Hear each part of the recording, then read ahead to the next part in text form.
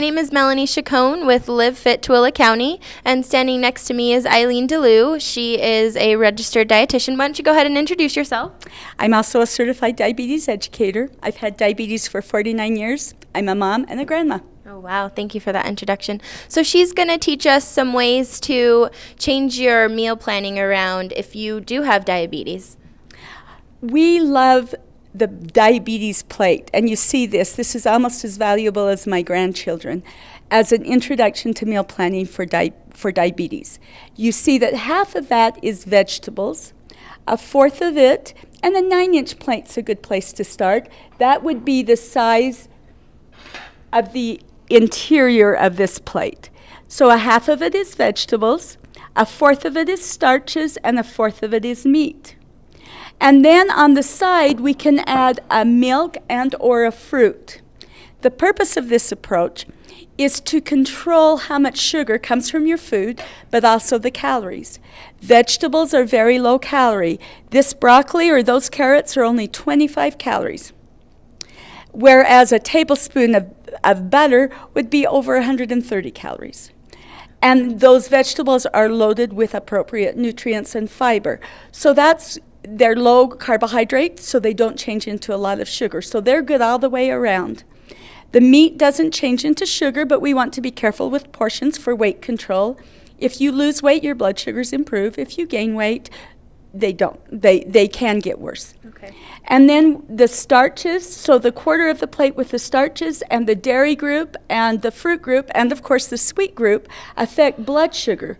So by doing it this way, if we keep our amounts of those foods that affect blood sugar about the same, our blood sugars become more predictable, and it's easier to adjust medicines to cover them. Okay.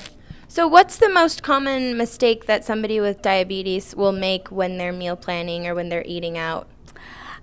Probably they think that things are free that aren't. So fruit's very good for you and quite low calorie, but it affects your blood sugar.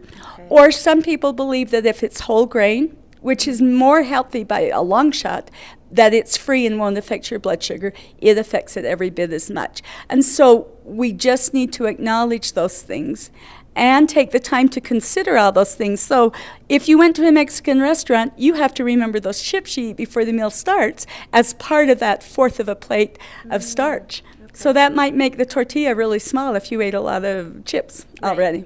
Right. All right. So what about desserts? Can they just not eat any? Is it? Oh, thank you. Thank you for asking. People with diabetes aren't allergic to sugar. Sugar, we count carbohydrates, and 15 grams of sugar from a candy bar affects your blood sugar about the same as 15 grams of sugar from an apple. But sweets are usually higher calorie and lower in nutrition, and very small amounts give you those 15 grams, whereas you get more volume from some of the other food groups. So we need to be careful with sweets, back off on the other carbs when we do eat them, and opt for the lower calorie ones. Okay. So some sugar, not all sugar is bad, right, is what you're saying. Right. Okay. And the reason we count the fruit group and the dairy group, and they're both essential to our health, is because there's milk sugar in the milk group and fruit sugar in the fruit group. Not bad, very good. Brings tons of good nutrients with it, but they affect the blood sugar, so we count them. And if we just eat a little bit of carbohydrate 3 times a day, as opposed to the same amount all at once, our blood sugars will be much more even and we'll be much more able to cover the sugar coming from the food. Okay, great. Well, thank you. So can you leave us with maybe one of the most important tips that somebody with diabetes should know about healthy meal planning? Sure. I think it's really, really, really, really important to stress eating more vegetables. And for most of us with diabetes, we can count them as free. If you add a lot of fat, then they're not free in terms of calories. But eating more vegetables will decrease your intake of carbs and high-calorie foods. All right. Well, thank you so much, Eileen, for meeting with us today and for getting that really good, healthy information out to the community. Thank you. Thanks again.